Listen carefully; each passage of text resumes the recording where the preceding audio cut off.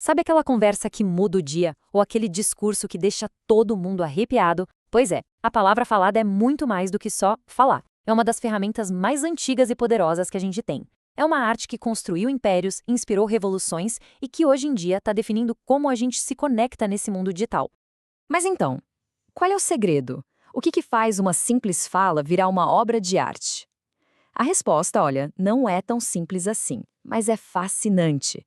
E para entendê-la, a gente vai fazer uma viagem de milhares de anos, lá das praças públicas da Grécia Antiga até o microfone do nosso podcast favorito. E esse aqui é o roteiro da nossa viagem. Primeiro, a gente vai entender o poder da palavra.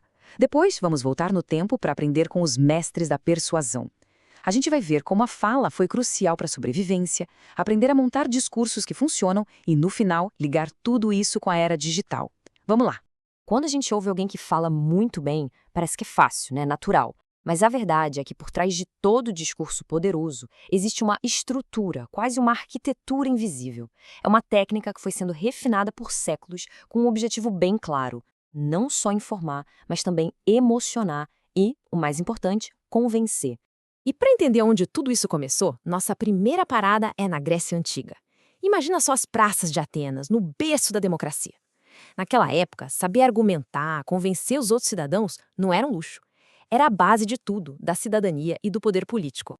E o mais legal é que os gregos não só praticavam, eles estudavam isso a fundo e deram um nome: retórica.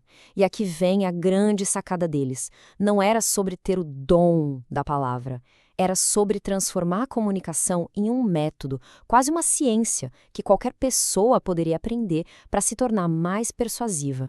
E foi o gênio do Aristóteles que conseguiu resumir essa ciência em 3 ingredientes básicos.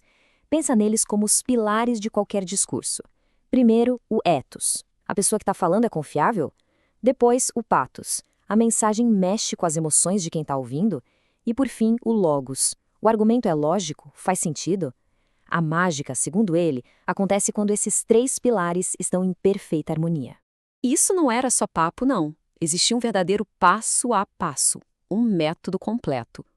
Começava com a busca dos melhores argumentos, depois vinha a organização lógica, a escolha do estilo certo, a memorização e, claro, a apresentação. Nada, absolutamente nada, era deixado ao acaso. Era uma verdadeira engenharia da persuasão. Mas olha só que interessante. Se lá em Atenas a palavra era uma ferramenta para construir poder, em outros lugares do mundo, em outras épocas, ela se tornou algo ainda mais essencial, uma ferramenta para sobreviver. Para povos que foram privados de tudo, a voz se tornou um último refúgio da identidade. Em situações como a da escravidão no Brasil, por exemplo, onde o acesso à escrita era negado com violência, a tradição oral não era uma escolha, era a única escolha.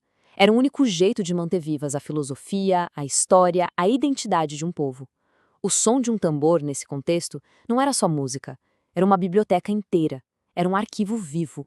E isso aparecia de várias formas. Em cantos que escondiam mensagens, em mitos que passavam valores, em danças que contavam histórias inteiras. Até o silêncio podia ser uma forma de comunicar e resistir. Cada coisinha dessas era um fio que ia tecendo a rede da memória coletiva, garantindo que uma cultura não fosse simplesmente apagada. Aqui, falar era literalmente sobreviver. Ok, então a gente viajou pela Grécia e viu o poder da voz como resistência. Agora, vamos trazer tudo isso para o nosso dia a dia. Como é que a gente pode usar essa sabedoria toda para estruturar uma mensagem hoje? Seja, sei lá, numa apresentação de trabalho, num vídeo ou até numa conversa importante. Basicamente, a gente tem 3 tipos de caixa de ferramentas. Precisa explicar algo complexo de forma clara? O ideal é usar a estrutura linear, o famoso passo a passo. A ideia é criar uma conexão emocional, fazer a pessoa sentir. Aí a gente vai para a estrutura narrativa, contando uma história. E se o ambiente for imprevisível, tipo um debate? O formato modular, com blocos de ideias, dá aquela flexibilidade. A chave é saber qual ferramenta usar para cada situação. Isso tudo nos joga direto para o mundo de hoje. Muita gente achou que com a internet, com tanto texto, a palavra falada ia perder força. Mas sabe o que é curioso? Aconteceu exatamente o contrário. A tecnologia criou um palco gigantesco para a voz, dando origem ao que muitos especialistas chamam de a nova oralidade. Aí fica a pergunta, né? Se o jeito que a gente se comunica mudou tanto, como é que essa habilidade milenar está sendo ensinada para as novas gerações? Será que a escola está conseguindo acompanhar essa revolução toda? E aqui, os educadores fazem uma distinção que é crucial. Olha só, uma coisa é a oralização, que é basicamente ler um texto em voz alta. Pensa em um apresentador lendo um teleprompter. A outra coisa, muito mais complexa e poderosa, é a oralidade, que é a capacidade de criar, de entregar uma mensagem original com propósito. É a diferença entre ser um leitor de notícias e ser um contador de histórias. E quer ver um exemplo prático e surpreendente de como isso funciona? Uma professora desafiou seus alunos do 8º ano a irem além da leitura. O projeto? Criar um podcast de contos de assombração. E o resultado, gente, é a prova de que essa arte está mais viva do que nunca. Se liga na genialidade disso. O aluno não está só lendo palavras, ele está, na verdade, esculpindo a história com o som. O ritmo que ele usa, as pausas, o tom da voz, tudo vira ferramenta para criar suspense e para nos puxar para dentro da história. Isso é Aristóteles no século XXI. É a arte da fala na sua forma mais pura, pulsando num microfone de computador.